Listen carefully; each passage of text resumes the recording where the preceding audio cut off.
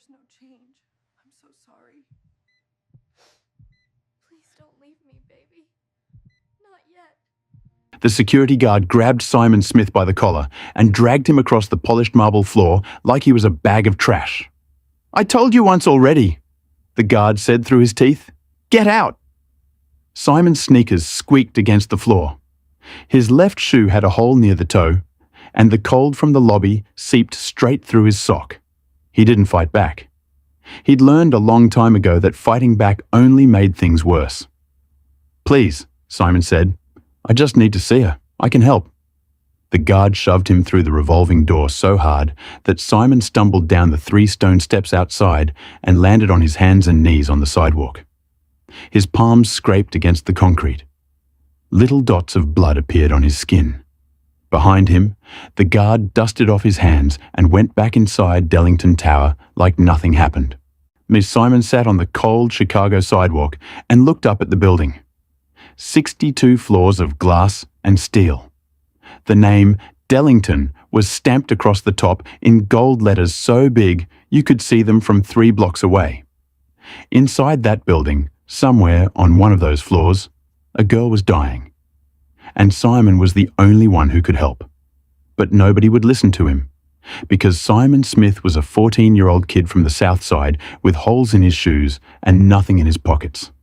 3 weeks before all of this, Simon's life was simple and hard.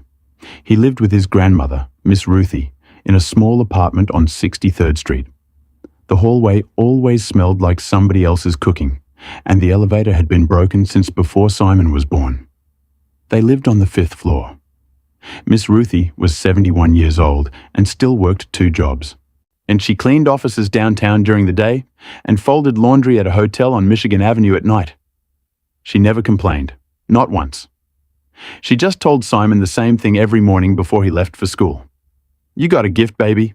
Don't you ever let nobody tell you differently." Simon's gift was plants. He didn't know when it started exactly. Maybe when he was 5 or 6 and he found a dying rosebush behind their building. Everybody else walked past it. Simon stopped. He touched the brown, dry leaves, and something in his chest told him what was wrong. Not in words, more like a feeling, like the plant was talking to him through his fingers. He brought water. He mixed in some sugar from Miss Ruthie's kitchen. He pulled off the dead leaves and whispered to it. Within 2 weeks, that rose bush was blooming bright red. So the neighbors thought somebody from the city had come and fixed it up. Nobody guessed it was the skinny kid from 5B. By the time Simon was 10, he had turned the empty lot next to their building into a garden. Tomatoes, peppers, collard greens. Herbs that smelled so good people would stop on the sidewalk and close their eyes. He grew things that shouldn't have been able to grow in that soil, in that weather, in that part of town. But they grew for Simon. By 12, he started reading about plants that could heal. He checked out every book the library had on herbal medicine. He read about roots and leaves and bark that people had used for thousands of years. He experimented. When Miss Ruthie's knees swelled up so bad she couldn't walk, Miss Simon made her a tea from turmeric root and ginger and something else he found growing wild along the train tracks. A golden-coloured weed that nobody paid attention to. Within 3 days, Miss Ruthie was back on her feet. "What did you put in that tea?" she asked him. "Just plants, Grandma." She looked at him for a long time. Then she nodded, like she understood something she couldn't say out loud. By 14, people on the block knew about Simon. Not a lot of people, just the neighborhood. Old Mr. Henderson came to him when his stomach wouldn't stop hurting. Mrs. Williams brought her daughter when the girl's skin broke out in a rash that no cream from the drugstore could fix. Simon would listen, think, go into his garden and come back with something. A paste, a tea, a leaf to chew on. It didn't always work. Simon was honest about that. He was still learning, but more often than not, it worked, and he never asked for a single dollar. "Boy, you're going to be a doctor one day," Mr. Henderson told him. Simon shook his head. "Doctors don't use plants, Mr. Henderson." "Then you'll be something better." Tim Dellington was worth $4 billion, He had made his money in real estate, buying up buildings all over Chicago and turning them into luxury condos and high-rise offices. Dellington Tower was his crown jewel. He lived on the top 3 floors with his daughter Anita. His wife had passed away when Anita was 6. Cancer. Tim had thrown money at the best doctors in the world, and none of them could save her. Now, 7 years later, it was happening again. Anita Dellington was 13 years old. She had her mother's smile, her mother's eyes, and now, her mother's sickness. But it wasn't cancer. The doctors couldn't figure out what it was. That was the problem. It started with headaches. Then fatigue was so heavy that Anita couldn't get out of bed. Her skin turned grey. Her hands shook. She lost weight until her clothes hung off her like they belonged to someone twice her size. Tim flew in specialists from New York, London, Tokyo. He spent millions. They ran every test. They tried every drug. Nothing worked. Some of them made her worse. Tim Dellington sat at his daughter's bedside and held her thin hand, and for the first time in his life, all his money felt useless. "Daddy," Anita whispered one night. Her voice was so small it barely reached his ears. "Am I going to die like Mama?" Tim couldn't answer. He just squeezed her hand and looked out the window at the city lights. 62 floors below. Chicago moved on without caring. Simon heard about Anita Dellington the way everybody else in Chicago did, on the news. The story was everywhere.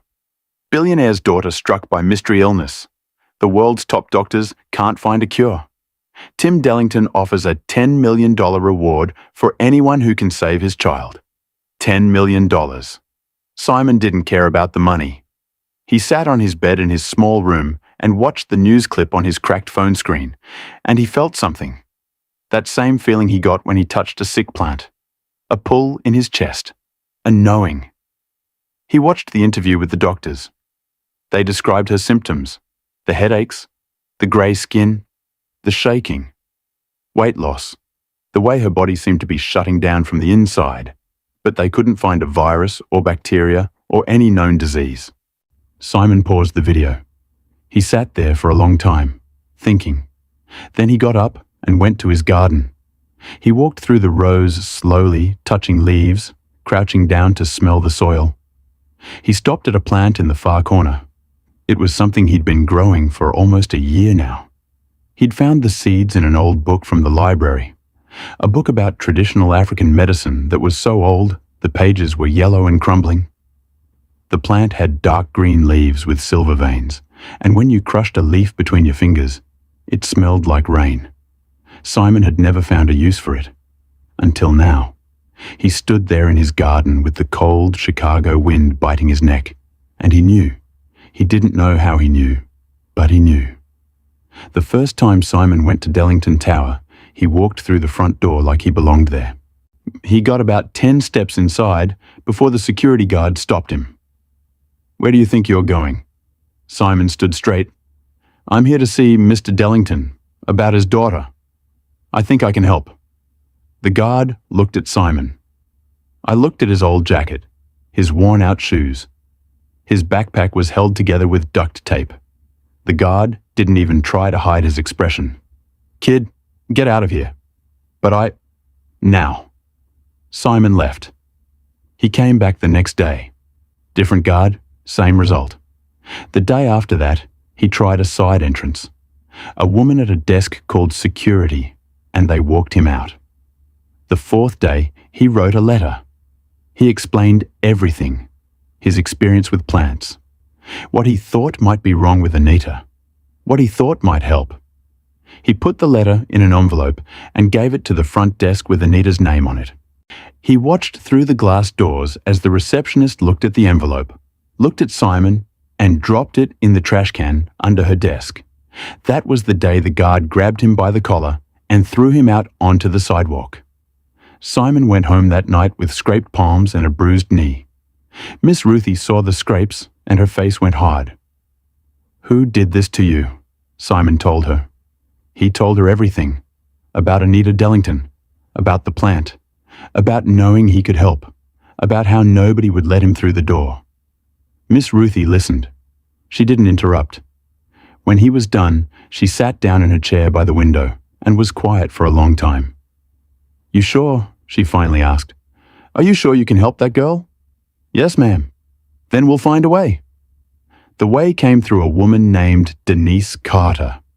Denise was a nurse who worked at the building where Miss Ruthie cleaned offices.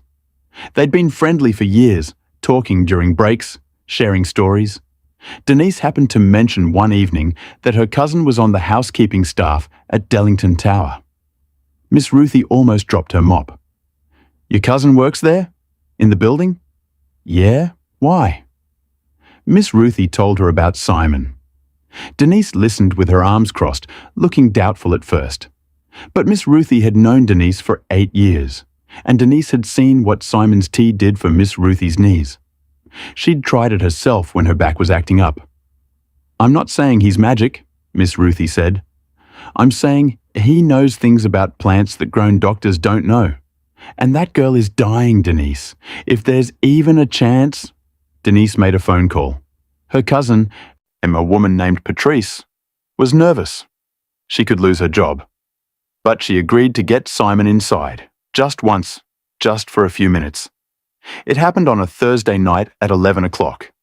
Patrice met Simon at the service entrance on the backside of Dellington Tower. She looked scared. Simon was carrying his backpack with the plant inside, wrapped in a damp cloth. "You got 15 minutes, Patrice whispered. "Mr. Dellington's in his office at 60. Anita's room is on 61. There's a night nurse, but she takes a break at 11. We are going now." They took the service elevator. Simon's heart was pounding so loud he was sure Patrice could hear it. The elevator climbed and climbed, and when the doors opened on the 61st floor, Simon stepped into a world he'd never seen before. The hallway was wide enough to park a car in. The carpet was so soft his feet sank into it. There were paintings on the walls that probably cost more than his entire building. The air smelled clean and sweet, like someone had filtered it through flowers. Patrice led him quickly down the hall to a door that was slightly open. She pointed at it and backed away. 15 minutes, she said again, and disappeared. Simon pushed the door open. The room was big and dim. Machines beeped softly. There were monitors and tubes and an IV stand next to the bed. And in the bed, looking so small she could have been a doll, was Anita Dellington. Her skin was grey, just like they said on the news. Her eyes were closed. Her breathing was shallow and rough.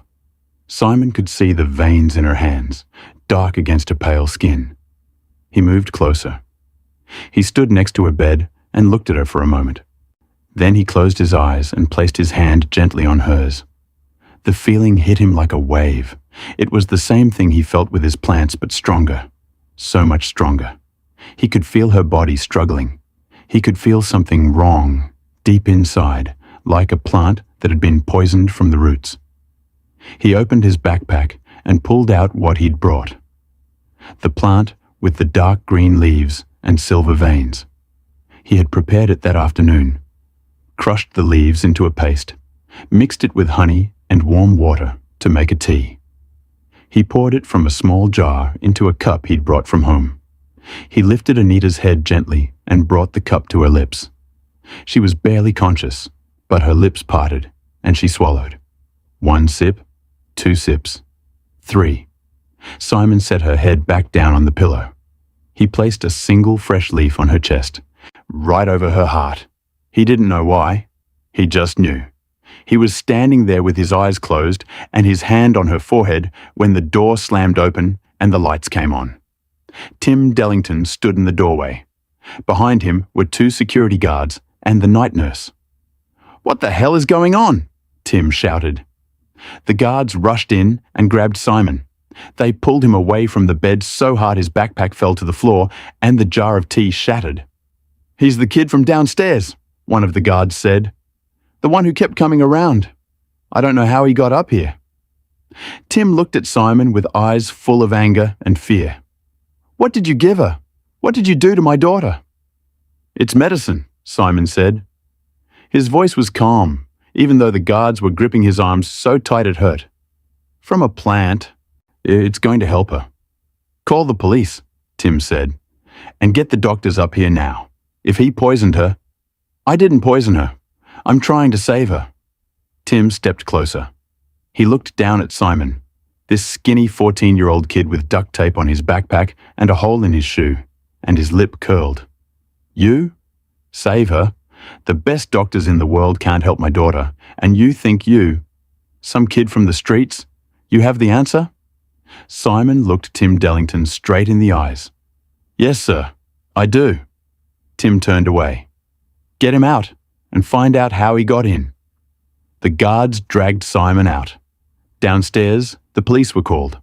Simon spent 2 hours in a police station before Miss Ruthie came and got him. No charges were filed because there was no evidence he'd hurt anyone. But Tim Dellington's lawyers sent a message through the police. If Simon Smith came near Dellington Tower again, he'd be arrested for trespassing. Simon went home and waited. He sat in his room and looked out of the window at the garden below and waited. He didn't know what he was waiting for. Maybe for the news to say Anita had died, and then he'd carry that weight for the rest of his life. 2 days passed. On the third morning, Simon's phone rang. It was a number he didn't recognize. Is this Simon Smith? A man's voice asked.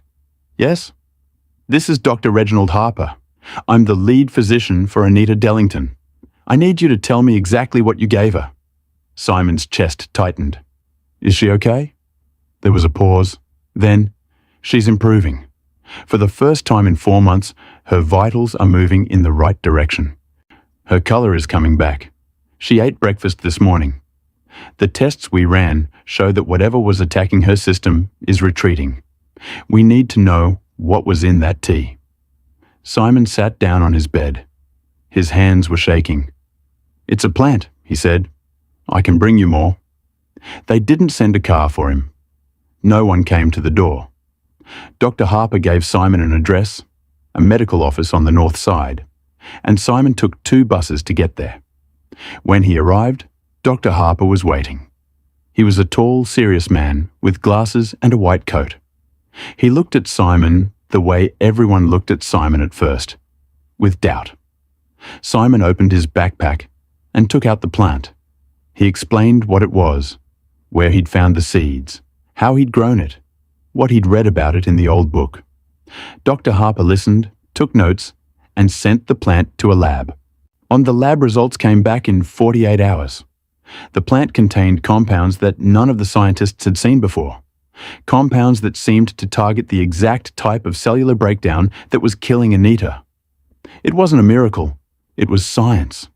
Science that hadn't been discovered yet by modern medicine, but that had lived for centuries in the traditions of people that the world had forgotten. Dr. Harper called Tim Dellington with the results. Tim was silent for a long time. Bring the boy to me, he finally said. This time, when Simon walked into Dellington Tower, nobody grabbed him by the collar. Nobody told him to get out. The same guard who had thrown him onto the sidewalk now held the door open for him. The man wouldn't look Simon in the eye. Simon was taken up to the 62nd floor in a private elevator. Tim Dellington was standing in his living room, which had floor-to-ceiling windows that showed all of Chicago spread out below.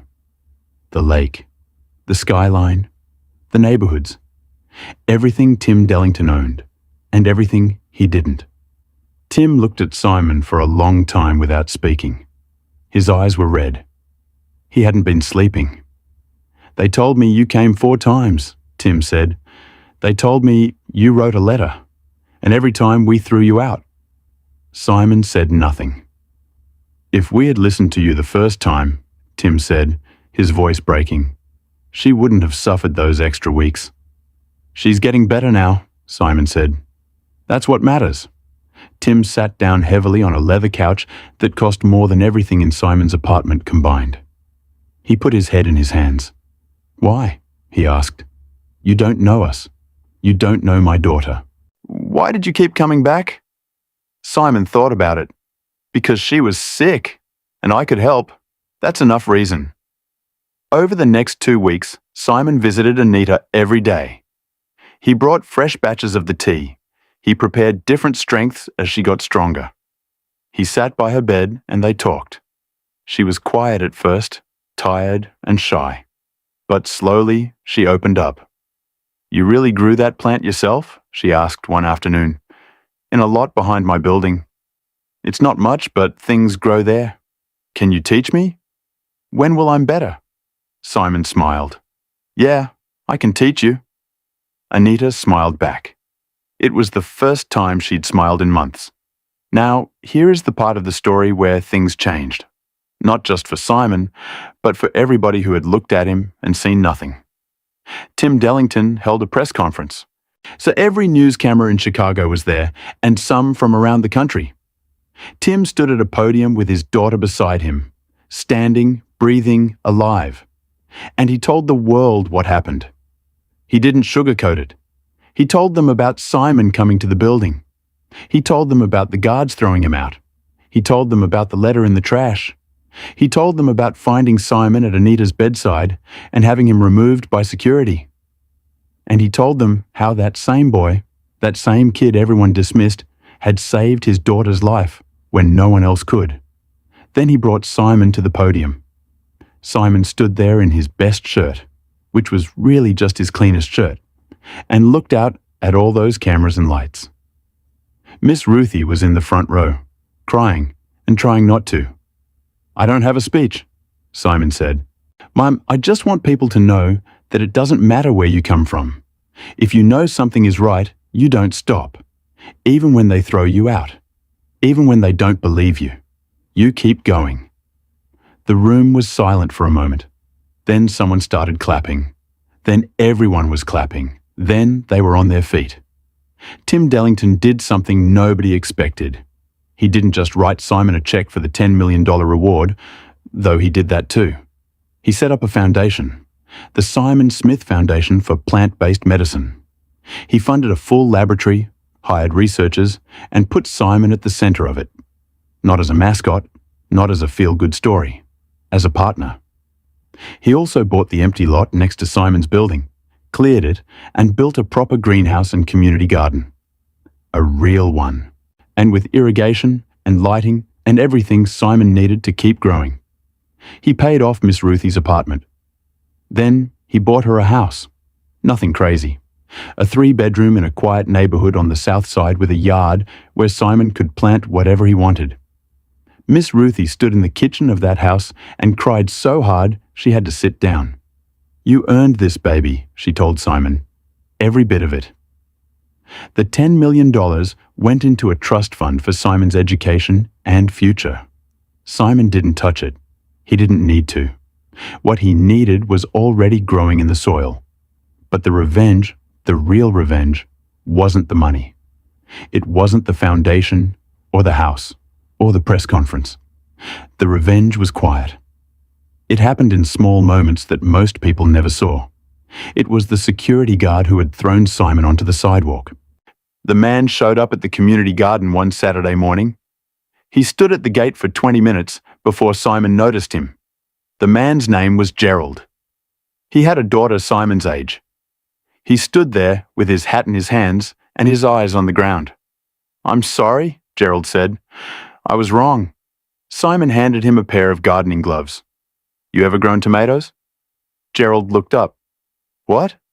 "Tomatoes. They're easy to start with. Come on." That was the revenge, not anger, not punishment, but making Gerald stand in the same dirt Simon stood in and realize that the kid he had thrown away was the one handing him something to grow. It was the receptionist who had thrown his letter in the trash. She sent Simon an email through the foundation's website. A long email, full of apology. She said she hadn't even opened the envelope. She said she was ashamed. Simon wrote back one line. "I hope you'll read the next letter that comes from someone you don't expect." It was Dr. Harper, who had doubted Simon at first, now standing in front of medical conferences around the world talking about the compounds in Simon's plant.